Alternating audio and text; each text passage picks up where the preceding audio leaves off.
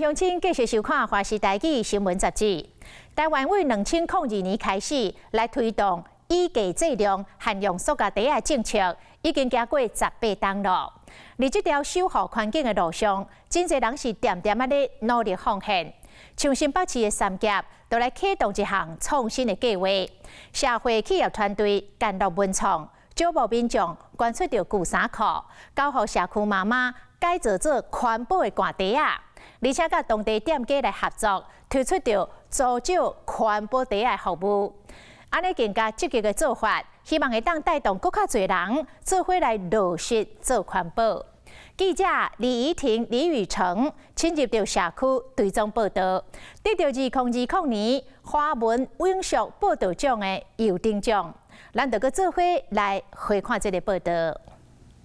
买早顿、买饮料、买便当，拢会用到塑胶袋啊！在台湾，这是真侪人的日常生活。习惯性的收塑胶袋。对。那你觉得是为什么？我不知道一念之间没有一定要或一定不要。对，有时候会拿，有时候不拿。其实有时候是能够塞包包，就是你要塞包包啊。但是有时候像这个可能会露出来的，还是不方便。所以常常出去一趟就会带很多塑胶袋回去。对，至少2个吧。天啊！我觉得很羞愧。会觉得是谁开西贝欧的？自己出门的时候会自己带环保袋吗？会啊，因为刚才我们是去那个照相，顺便就来看看这样子。本来没有预期的说要来买了，那我就说好，就好像说也好原谅自己一次。那像您自己出门的时候会带环保袋吗？会，我会自己带环保袋。但是碰到生鲜的时候呢，或者是有湿的，就比较不会用在环保袋上。带环保袋的习惯吗？有记得就会拿，不记得就还是会习惯性拿。是要记得，这样对环境会比较好。依照环保署废弃物管理处的估计，全台湾买物件用的塑胶袋的使用量，在2002年推动减塑进程有200亿个，后来一年比一年较少。2018年，佮推动扩大限塑了后，估计年平均塑胶袋的使用量是155亿个。虽然呢，台湾人平均一年嘛用660个。像这种一次性塑胶袋随手可得、高度便利性，是让许多人改不掉使用习惯的原因之一。在台湾各界在限塑这一块都还持续努力当中。不过以2018年的资料为例，台湾的塑胶袋回收量是有8500多公吨，换算成塑胶袋个数是大约有26亿个，回收量只有将近1/6。澳洲是减塑环保政策的先行者，其中限塑模范生是丹麦，每人每年平均干来用4个塑胶袋啊；爱尔兰每人平均干来用15个塑胶袋啊。最近几年对咧限塑的德国，塑胶袋的使用量嘛控制伫每人平均一年45个。比较起来，台湾真正的加油啊！要伫生活中实际减塑胶，佫会使做什么代志？2个人一组哈，一个拿袋子，一个拿夹子。在新北市三甲的甘乐文创是一群由回乡青年组成的社会企业团队，就将海洋变成粪扫战场。创办人林俊成推动三甲河净客活动已经将近10年啊，不过净客速度未符扣的粪扫量，因最近开始发想为源头做起。将减塑计划结合无路用的旧衫布尾，成功将粪扫改变为共享资源。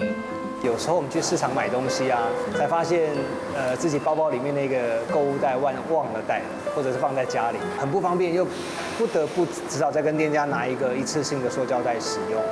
所以那时候就在想说，如果店家可以提供我就是提袋租借的服务，这样我就可以不用去使用这种一次性的塑胶袋。那有没有可能做这件事情？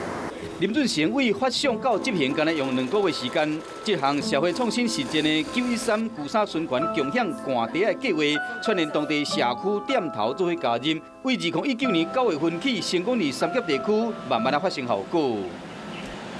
有文创团体创意发想推出旧衣改造提袋计划，由社区妈妈将这些招募来的旧衣服修改成环保袋，并跟当地店家合作，提供给民众租借。我们实际带了一袋旧衣服来看看他们怎么做。阿姨你好，我这里有一袋旧衣服。可以啊，这些都能做啊。用阮早期旧衫做衫，不如负责汗袋制作的社区妈妈现场做互阮翕，看讲伊安怎将这个旧衫加大改造。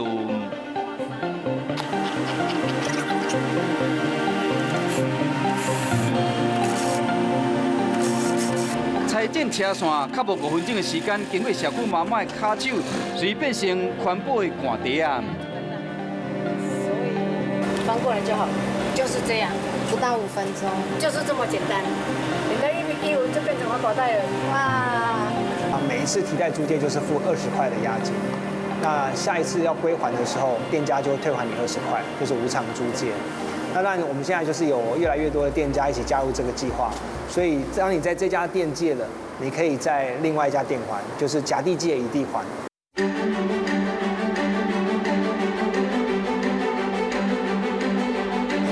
版型的衣服就能做出不一样造型的购物袋，既环保又实用。最近几年来，全世界废弃物的排名，换掉旧衫拢是排伫前几名。台湾每年平均单条旧衫毛超过7万吨，以100块押金租借旧衫袋啊，循环再利用，创新的手法实践到日常生活，甘露文创，好大家看到减塑，卖使真实行。你们来捐衣服吗？对啊，就是自己家里有一些旧衣服。影响当地社区，无一寡人无爱旧衫裤，包括旧衫回收场嘛主动提供我都消化的衫裤。甘露文创旧衫变汗袋的计划，加入循环经济概念，和旧衫延续使用的机会，减少使用塑胶袋啊。同时嘛，结合地方创新的理念，为在地带来工作机会。其实俊哥我很早就认识了。因为我心里很佩服他，所以我就很支持，而且这个工作又是非常有意义。他用事情，我说你不绑我的时间，我能做我就来啊。然后，因为他知道我家境也不是很好，所以他们一直坚持要付我时薪，啊，后来我就答应了。啊，因为这个工作非常有意义。我们找社区妈妈来车缝，所以她也会有收入。那同时提袋提供给店家，让店家呢借给消费者来使用。